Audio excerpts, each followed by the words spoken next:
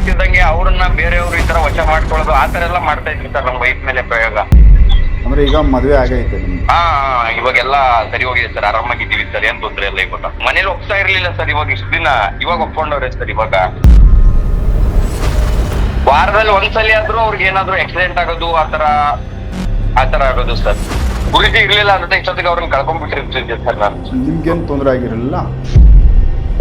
ನನ್ಗಿಲ್ಲ sir. ಅಂದ್ರೆ ಯಾವ ತರ ಅಂದ್ರೆ ನನ್ಗೇನಾಗ್ಬಾರ್ದು, ನಾನು ಅವ್ರನ್ನ ಬಿಟ್ಟು ಹೋಗ್ಬೇಕು, ಜಗಳ ಆಡ್ಕೋಬೇಕು ಅಂತ. ಅವ್ರೇನಂದ್ರೆ ನನ್ ಕಣ್ಣಿಗೆ ಕಾಣಿಸ್ಕೊಳ್ದೆ ಇರಂಗೆ ಅವ್ರ ಪ್ರಾಣನೇ ಹೋಗ್ಬೇಕು ಅಂತ ಆತರ ಎಲ್ಲ ತುಂಬಾ ಕೆಟ್ಟದಾಗಿ ಮಾಡಿದ್ರು ಸರ್ ಅದನ್ನ. ಇವನಿಂದ ನಾವು ಏನ್ ನಿರೀಕ್ಷೆ ಮಾಡ್ತೀವಿ ಅಂದ್ರೆ ಇವ್ನು ನನ್ನ ಜೊತೆ ಇರಬೇಕು.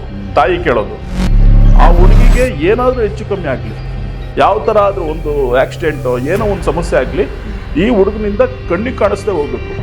ಹುಡುಗಿದೇನು ಅಂತ ಹೇಳಿದ್ರೆ ತುಂಬಾ ರಾಯಲ್ ಆಗಿರ್ಬೇಕು, ಐಫೈ ಆಗಿರ್ಬೇಕು ಅನ್ನೋ ಒಂದಿದು.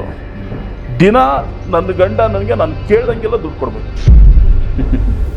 ಅವ್ರಿಗೇನು ಯಾರ್ಯಾರು ಪರಿಚಯ ಆಗ್ತಾರೆ ಅಂದರೆ ಫೈನಾನ್ಷಿಯರು, ಅವ್ರಿಗೆ ಯಾರಾದರೂ ಫಿಲಮ್ ಆ್ಯಕ್ಟರ್ಸ್ ಅವರು ಇವರು ಯಾರ್ಯಾರು ಅವ್ರಿಗೆ ಸಿಗ್ತಾರೆ ಅವರೆಲ್ಲರೂ ಸಂಪರ್ಕಕ್ಕೆ ಬಂದಾಗ ಹುಡುಗಿಯ ಒಂದು ರೂಟೇ ಚೇಂಜ್, ದಾರಿ ತಪ್ತಾ ಇದ್ದಾರೆ. ಈ ಹುಡುಗ ನಮಗೆ ಅರ್ಧ ಮಾತ್ರ ಹೇಳಿದ್ದು, ಇನ್ನು ಅರ್ಧ ನಾವು ನಮ್ಮ ಯಕ್ಷಿಣಿ ಅಷ್ಟ ಭೈರವಿಯಿಂದ ತಿಳ್ಕೊಂಡು ಅವನಿಗೆ ಹೇಳಿದ್ವಿ. ಅವನು ಅವತ್ತು ಶಾಕ್ ಆದವು.